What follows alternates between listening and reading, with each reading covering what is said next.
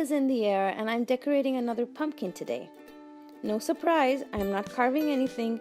Instead, we're going to be creating our own DIY floral painted pumpkin. What you will need: some liquid gesso. This will prime the pumpkin nicely and create a texture for us to paint the flowers onto. I tinted my gesso with a little bit of acrylic craft paint. I felt that it was too bright a white. Then with a foam brush or a paintbrush, paint the entire pumpkin with the tinted gesso. I'm using a real mini pumpkin that I got at the supermarket, but you could use a foam pumpkin for this method too. Apply a thin coat and let dry. You will need a good 2 to 3 coats to cover the pumpkin all over evenly. Now if you don't have gesso, just use any acrylic paint, but sand gently between each coat of paint to create a texture or something for the watercolor to grab onto. Next, it's time to paint our flowers. I'm using a basic watercolor cake set. I got this one at Michael's a long time ago.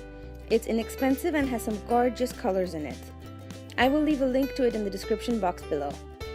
Now there is no method to my madness. I'm just scattering colorful flower shapes all over and then filling in the areas between the flowers with leaves. The watercolors sit translucent on the gesso and look really pretty. Make sure you don't pick up too much water on your brush while painting though, because the pumpkin is curved in shape and the water will drip off, leaving a stain. So use little water and intense colors. Now every time I use this particular set of paints, I get asked the question, do you like these watercolors? These colors are chalky.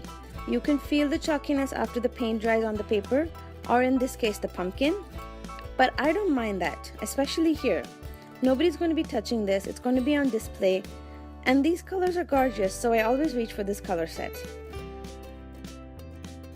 On the pumpkin, I didn't want to let my watercolors dry naturally, so I used a heat gun and I quickly dried it.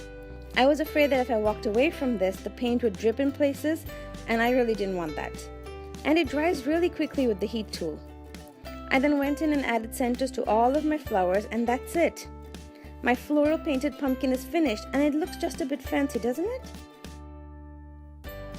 I mean, you could add gold touches to this and make it grand, but I'm sticking to the basic watercolor feel today, and I had fun making this. I hope you enjoyed this tutorial today. Hit subscribe to my channel and visit my blog for more info and photos. I will see you all again soon with another video. Till then, happy crafting!